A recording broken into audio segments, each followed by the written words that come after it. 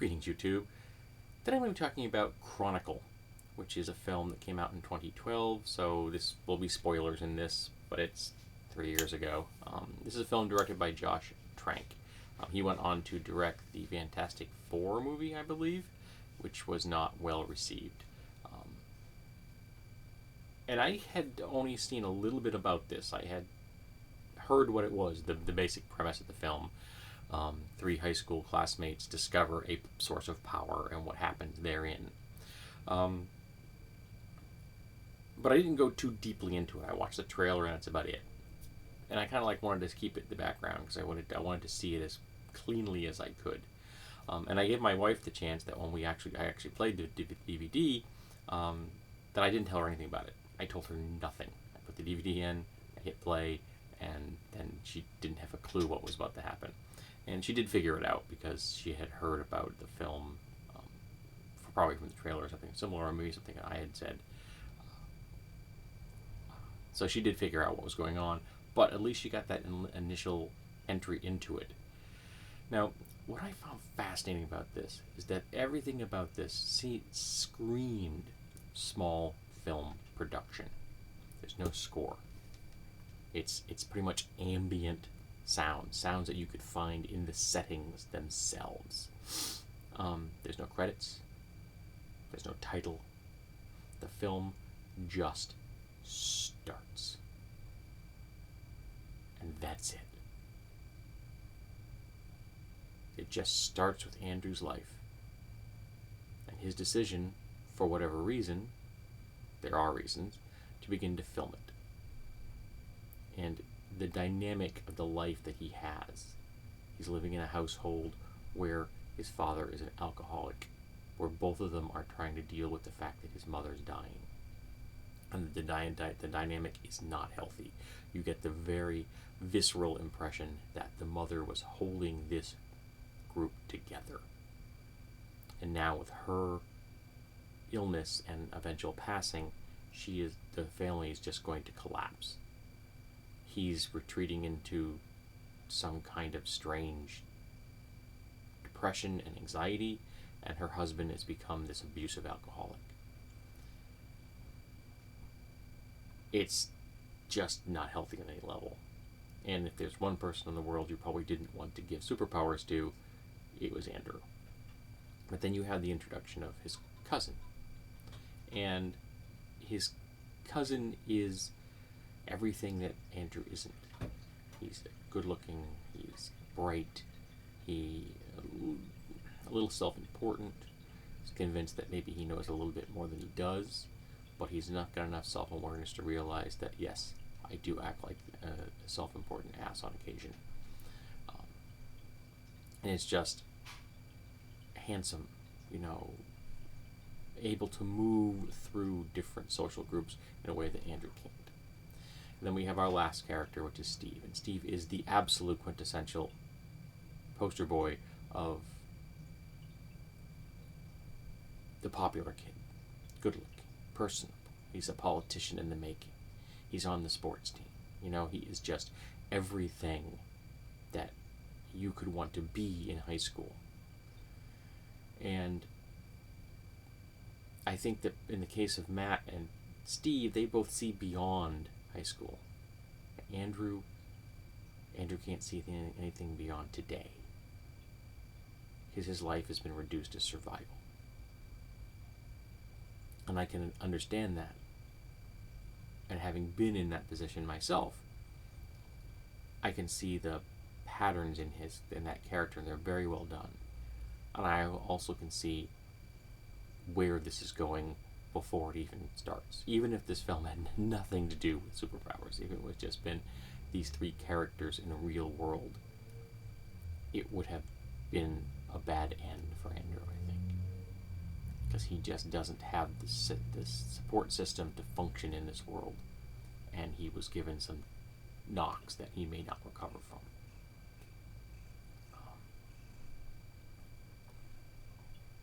But something happens. Matt convinces him to go to a party. They all encounter a power source. And this power source gifts them something, if you want to call it that. and then it disappears. Wonderful, bit of fantasy right there. He grants a wish and then it goes away. And they begin to figure out what this power is, and as they use it, they get better at it.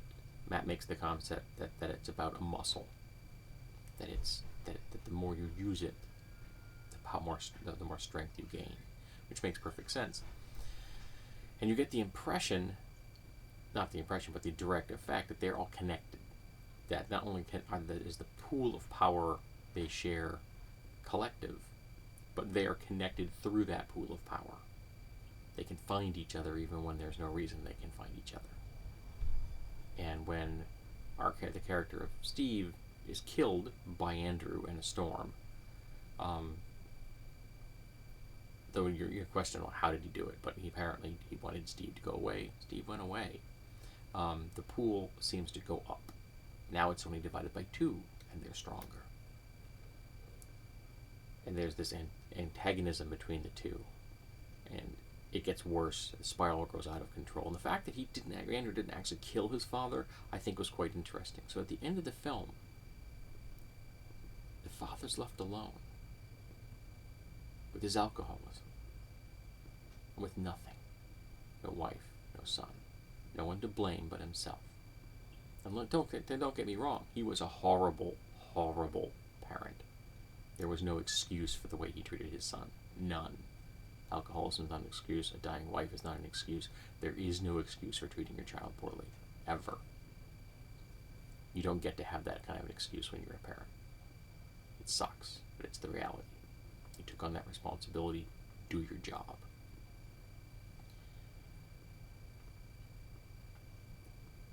But the pacing of this, the fact that it was almost all considered to be, live filming for different through video cameras, one for a blog and one for whatever Andrew was doing. Evidence, personal introspection, who knows?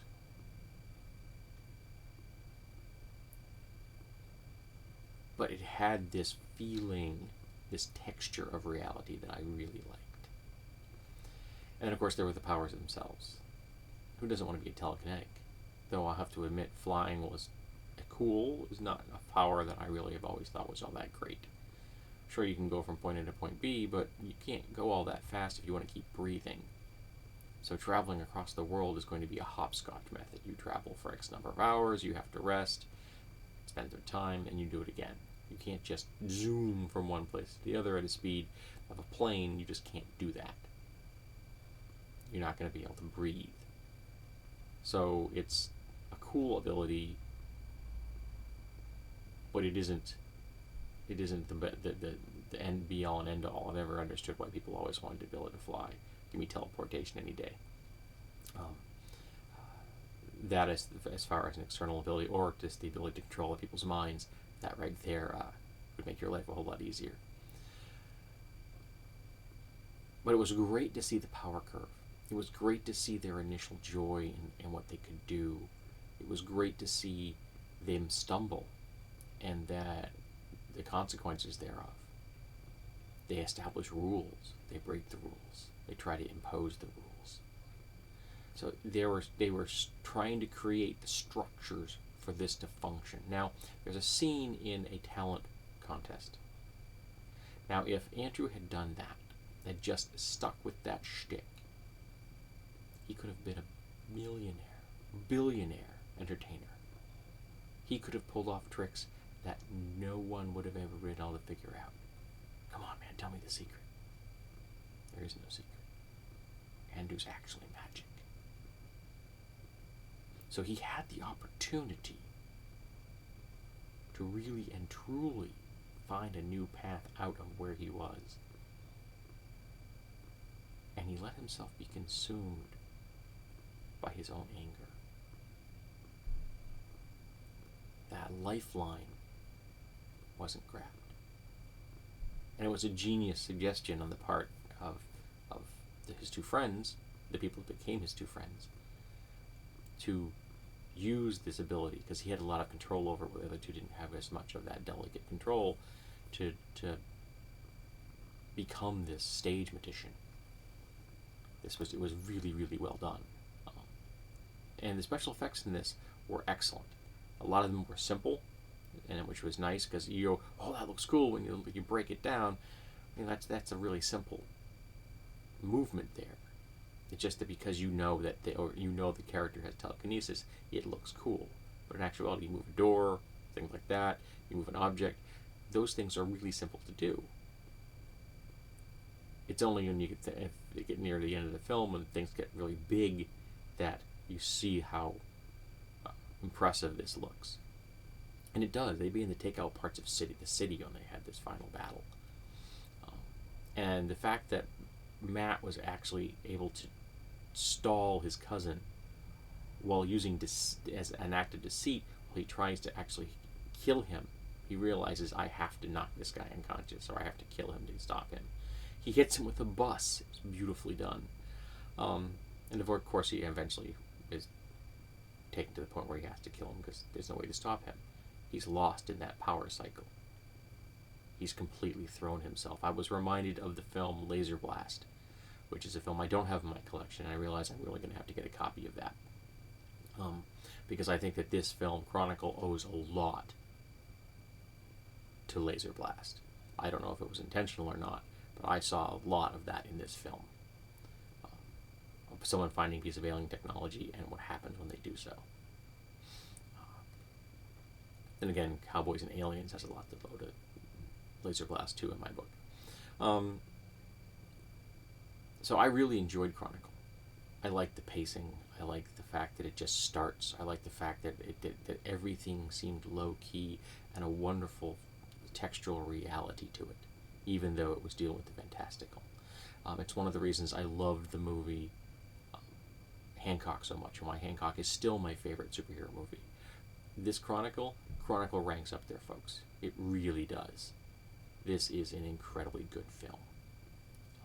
I wish that this type of film were developed more, where the superpowers are set in the world as opposed to laying on the surface of it. It's not a comic book movie. It's a movie that uses superpowers. There's a difference there. Sky High, comic book movie. All the Marvel films, comic book movies. This is a different texture to it, and I really appreciate that. Okay, I've rambled long enough about this movie, and I'm sure that Mandarin is bored with me as well. Not to mention I need to get some breakfast. So tell me, have you seen the film? If you have seen the film, what did you think of it? Do you like the way the film was presented? Do you like the way the powers were acquired? Do you think it was a little too tropey? Do you like that type of film? Because I really do love this type of low-key build-up, as opposed to some of the big flashy stuff you see.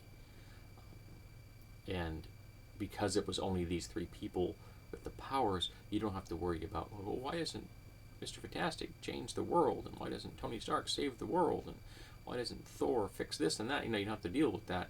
It's all just these three guys. And so that is really cool. So, tell me, what did you think of Chronicle?